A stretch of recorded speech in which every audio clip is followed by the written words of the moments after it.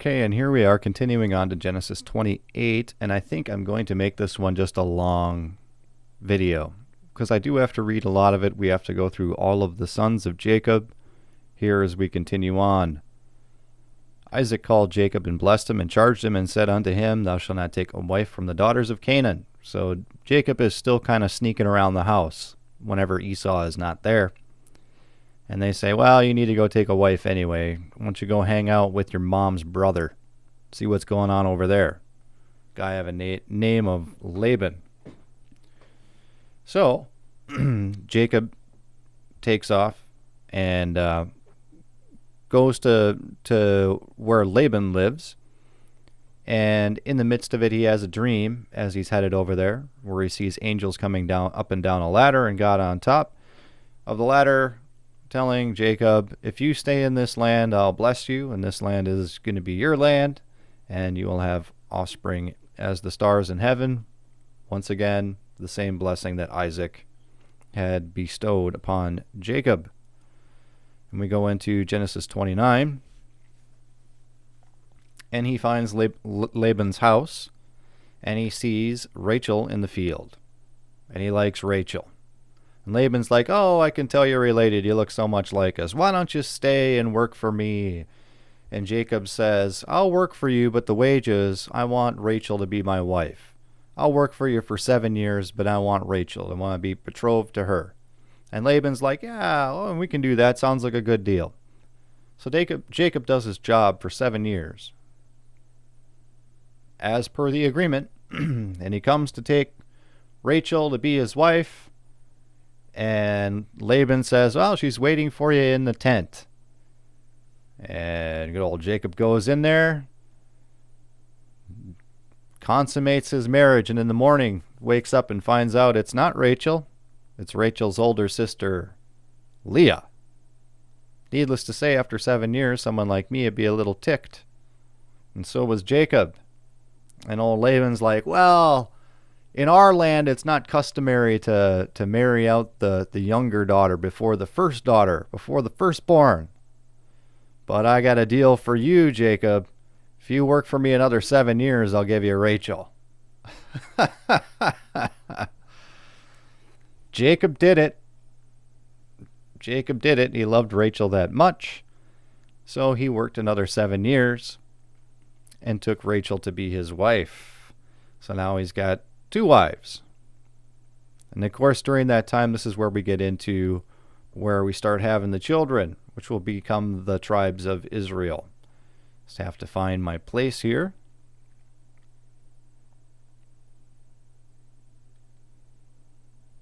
Okay, we're at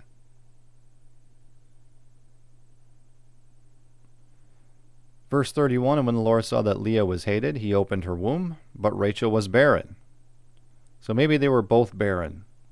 And Leah was hated because obviously she wasn't the woman that Jacob wanted.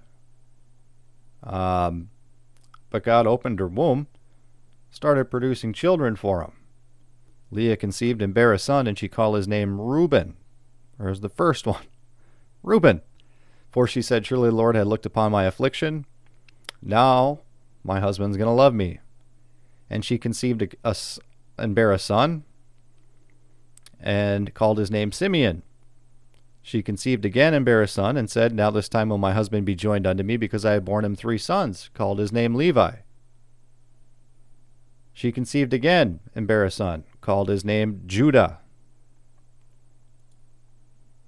Genesis chapter 30. When Rachel saw that she bare Jacob no children, Rachel envied her sister. And she said unto Jacob, give me children, or else I die. And Jacob's like, what do you want me to do about it? I'm not God. There's nothing I can do about it. And Rachel's got a plan. She's got a plan. She's going to do the same thing that Sarah did. Hey, Abraham, why don't you take my maidservant lady? Take her, and I'll have a proxy child. So, as Jacob did, now we have Zilpah in the mix. Bilhah. Zilpah's coming. We're going to have multiple handmaidens. Jacob's a busy guy. Verse 3, and she said, Behold, my maid Bilhah, go in unto her, and she shall bear upon my knees, that I may also have children by her. Proxy children. Bilhah conceived and bare Jacob a son. Rachel said, God hath judged me and heard my voice and hath given me a son. Therefore she called his name Dan. So we're up to 5 children now. Rachel said, God hath judged me and also heard my voice. Give me a son. Therefore his name is Dan. I already read that. Bilhah, Rachel's maid, conceived again, bare him another son. Called his name Naphtali. So we got 6. And when Leah saw that she had left bearing, she took Zilpah her maid and gave her Jacob to wife. So we got 6 kids. And Leah thought she was past her prime, or maybe old Jacob didn't want to be around her. We don't really know, but she said, here, I got Zilpah here. Why don't you take her? So Jacob took her. Zilpah, Leah's maid, bare Jacob a son, and Leah said, a troop cometh, and called his name Gad. Zilpah bore a second son, called his name Asher. Right, we're up to 8. Reuben went into the days of harvest and found mandrakes. Now we're done with the kids. We're at 8. I almost have to write it down. I did write it down. So now we have sort of an aside, which is kind of just an interesting sort of a family. This must be what a Mormon guy feels like, right? With all these wives going around, they're all fighting with each other and all bickering. And this is also a sister thing, where the sisters are fighting back and forth for attention. So verse 14, we're talking, Reuben went in the days of the wheat harvest and found mandrakes in the field. I'm not exactly sure what a mandrake was, but some kind of fruit or something. And brought them into his mother Leah. Then Rachel said to Leah, Give me thee, I pray thee, of thy son's mandrakes. Please give me some mandrakes. Please give me some mandrakes. I like mandrakes. Just give me some of those. And she said unto her, It is a small matter that thou hast taken my husband, and thou wouldest take away my son's mandrakes also? Isn't it bad enough you took my husband? Now you want my fruit too from my son? And Rachel said, Therefore he shall lie with thee tonight for thy son's mandrakes. So Rachel bought the mandrakes using Jacob. Jake, I'm going to make Jacob sleep in your tent if I can have your mandrakes. So now the fruit is more important, I guess, than Jacob. The poor guy. The poor guy. And Jacob come out of the field in the evening, and Leah went out to meet him and said, Thou must come in unto me, for surely I have hired thee with thy son's mandrakes. And he lay with her that night. And God hearkened unto Leah, and she conceived and bare Jacob the 5th son. So apparently she wasn't barren. It was just that Jacob was kept away or didn't want to be there. But hey, them some potent mandrakes. Potent, telling you. And Leah said, God hath given me my hire because of giving me a maiden to my husband to call his name Issachar. So we're up to son 9. Leah conceived again and bare Jacob a 6th son. And Leah said, God hath endued me with a good dowry. Now my husband will dwell with me, because I have borne him 6 sons. And she called him Zubulun. And afterward she bare a daughter, and called her name Dinah. And God remembered Rachel, and God hearkened to her, and opened her womb. And she conceived and bare a son, and said, God hath taken away my reproach. And she called his name Joseph, and said, The Lord shall add to me another son. And it came to pass, when Rachel had borne Joseph, that Jacob said unto Laban, Send me away, that I might go to my own place. He wants to do his own thing in his own country. So I think we're adding up to 12 with Dinah. I think Joseph was the youngest, but we have not gotten there yet. It's hard to keep all the names straight with all the people, so we had to read through all of that. So that's where they come from. The 12 tribes of Israel all come from Jacob, his 2 wives, and then 2 concubines. Is where they come from. It's amazing they only had 1 girl in that, Dinah. So, after all of that, and this is, keep in mind now, this is during the 7-year period. This is like 7 years, and he got Leah. 7 years after that, he got Rachel. So that's 14 years. And he stayed another 7 years total after that. So during that final 7 years is when you're having all these kids. And now he wants a place of his own. He'd finally move out into my own. Now with that, I've got 4 wives and 11 kids, 12 kids now. So Laban doesn't like that. Not at all, because Jacob, through his work, had been making Laban rich. Working effectively, I guess, for free. His wages were, I guess he was tending the cattle. And all the cattle, you have a mix. You'll have some that are all one color. You'll have some that come out spotted. And you'll have some that come out with multiple colors. And his wages would be whatever. You're taking the spotted cattle, Jacob. Or you're going to have the striped ones, or whatever it's going to be. And the percentage chance, of course, is lower for like a spotted or a multiple colored cattle, apparently, than a pure color one. So Laban would always change what based on what the calves were reproducing, he would change the wages. Jacob's kind of upset about this, with one of his main reasons for leaving. He's kind of getting taken advantage of, and Laban's got nothing else to really offer him. What was truly going on was God, if Jacob's wages were going to be spotted calf, then God would change it so that most of the calves that come out would be spotted that year. And if the wages changed again to striped, God would make sure that the wages that came out, all the calves that came out, were going to be striped. Laban didn't like that. He didn't like that one bit. So what ends up happening is Jacob rounds up his family and whatever servants he had, I don't know, and took all of his cattle and took everything and kind of vanished in the night.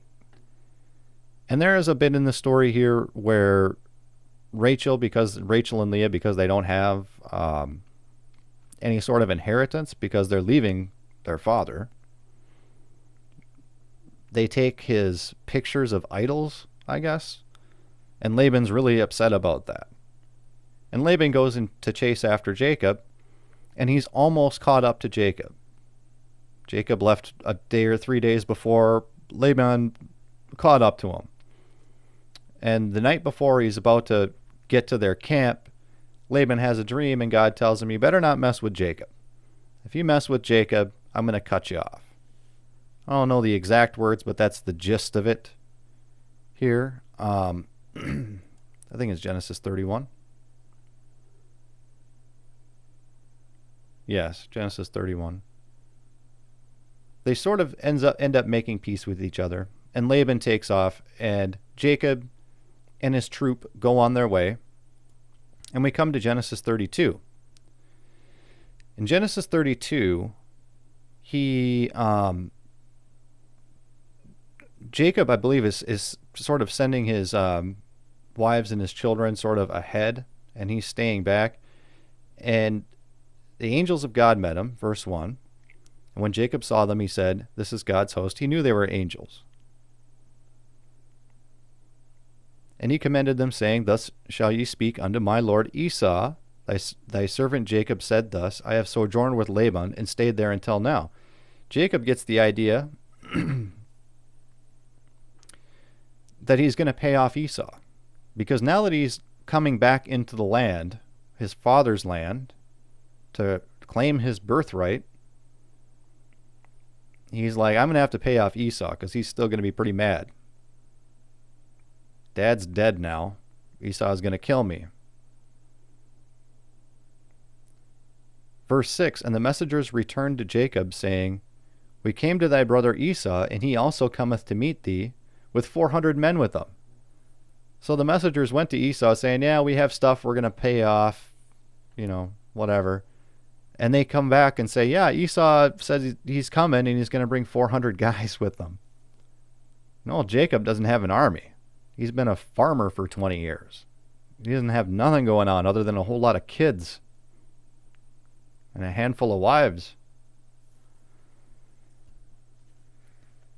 Verse 9, and Jacob said, O God of my father Abraham, O God of my father Isaac, the Lord which sayest unto me, return unto thy country and go to thy kindred, I will deal well with thee. I am not worthy of least of all mercies and of all the truth which thou hast showed me unto my servant. For with my staff I passed over this Jordan, and now I become two bands. Deliver me, I pray thee, from the hand of my brother, from the hand of Esau, for I fear him, lest he will come to smite me, and the mother with the children. He's worried about his family. Esau is pretty ticked. Last he saw him. That's why he left, to go hang out with Laban. And thou saidst, I will surely do thee good, and make thy seed as the sand of the sea, which cannot be numbered in multitude. And he lodged there the same night, and took that which came to his hand, a present for Esau his brother, 200 she-goats and 20 he-goats, 200 ewes and 20 rams, 30 milch camels with their colts, 40 kine, 10 bulls, 20 she-asses, and 10 foals. And he delivered them into the hand of his servants, every drove by themselves. And he said unto his servants, Pass over before me, and put a space betwixt drove and drove. And he commanded the foremost, saying, When Esau my brother meeteth thee, and asketh thee, saying, Whose art thou, and where do you go, and whose are these before you?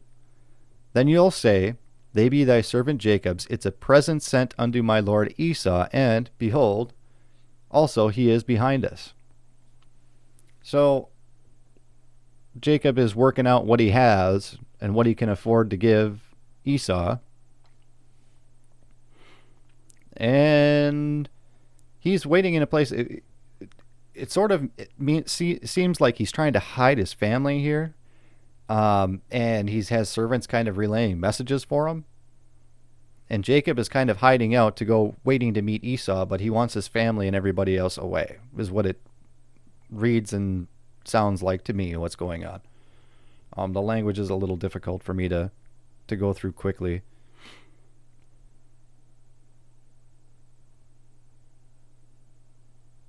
Yeah. And he rose up that night and took his 2 wives and his 2 women servants and his 11 sons. Yeah, 11. I counted pretty close to right. And passed over the ford Jabbok. And he took them and sent them over the brook and sent them over that he had. So yeah, he took his wife and kids and sent them off. And Jacob was left alone. And there he wrestled a man with him until the breaking of day. And it's just really, Jacob is wrestling with an angel. Because the messengers are angels, from what I gather. And it's a strange cut in the Bible there from verse 23 to 24. Like the two go hand in hand. He sends his wife and kids and stuff across the brook, and then he stayed to wrestle an angel. I don't know, but that's what the Bible says here. Verse 24, and Jacob was left alone, and there he wrestled a man with him until the breaking of day. Verse 25, and when he saw that he prevailed not against him, he touched the hollow of his thigh, and the hollow of Jacob's thigh was out of joint as he wrestled with him.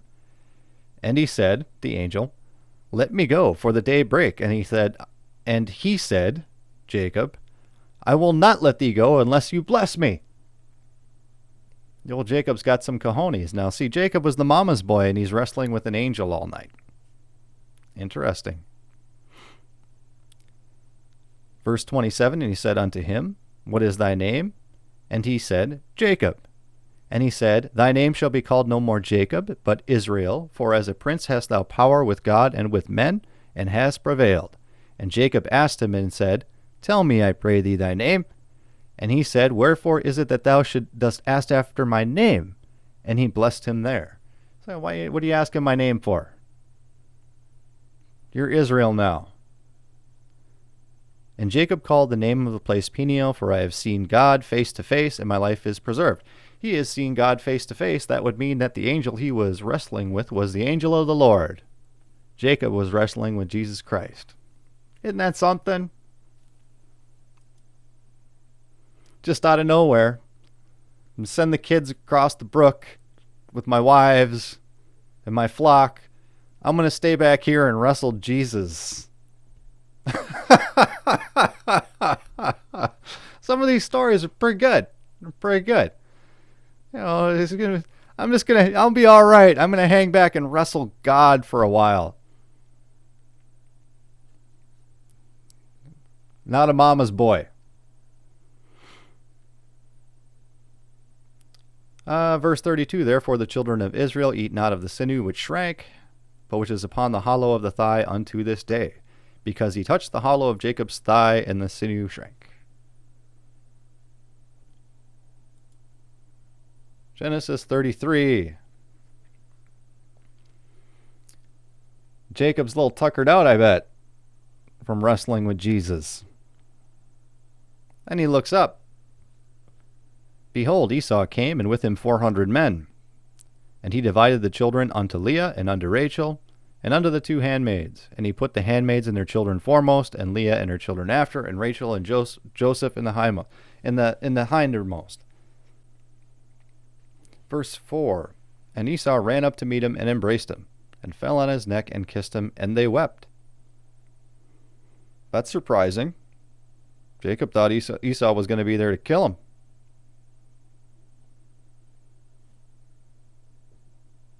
And he lifted up his eyes and saw women and the children, and said, who are these with thee? And he said, the children which God hath graciously given thy servant. Then the handmaids came near, and their children, then they bowed themselves, and Leah also with her children. Verse 8, and he said, what meanest thou by all this drove which I met? And he said, these are there to find grace in the sight of my Lord. And Esau said, I have enough, my brother, keep thou that hast into yourself. He looked, and apparently he could see that all of this stuff that Jacob was prepared to give to Esau, and Esau's like, I don't need your stuff. That's fine, you keep it. Quite a change of heart the old Esau has had in the 20 years. And Jacob said, nay, I pray thee, if now I have found grace in thy sight, then receiveth my present at my hand. For therefore I have seen thy face, as though I had seen the face of God, and thou wast pleased with me. Take, I pray thee, my blessing that is brought to thee, because God has dealt graciously with me, and because I have enough. And he urged him, and he took it. So they're both saying, we're both fine. Here's this stuff, you take it. Jacob, I guess, after wrestling with Jesus, thought, yeah, I'm fine. You can have my stuff. Before he was kind of trying to count it out, like, what can I afford to part with? And now he's like, oh, well, here, have it. And they're fighting over who gets to take the stuff. That's kind of nice. Family reunion there. Verse 15, and Esau said, let me now leave with thee some folk that are with me. And he said, what needeth it? Let me find grace in the sight of my Lord. So Esau returned that day on his way to Seir. And Jacob journeyed to Succoth, and built him a house, and made booths for his cattle, and named the place Succoth. And Jacob came to Shalem, city of Shechem, which is the land of Canaan, when he came from Pandanarnum, and pitched his tent before the city. And he bought a parcel of field where he had spread his tent, and at the hand of the children of Hamor, Shechem's father, for 100 pieces of money. And he erected there an altar, and called it Elohi Israel. That's the start of Jacob's making amends and starting a new life. We're going to Genesis 34, and we're going to talk about what's going on now with the sons of Jacob. That is, for the most part here, Jacob's story of what happened in his life. And now we're going on to the sons of Jacob, which are where the 12 tribes of Israel come from, as well as Dinah and what happens with her in this land that they're at, in the land of Canaan. And that will be next time for Bible Basics.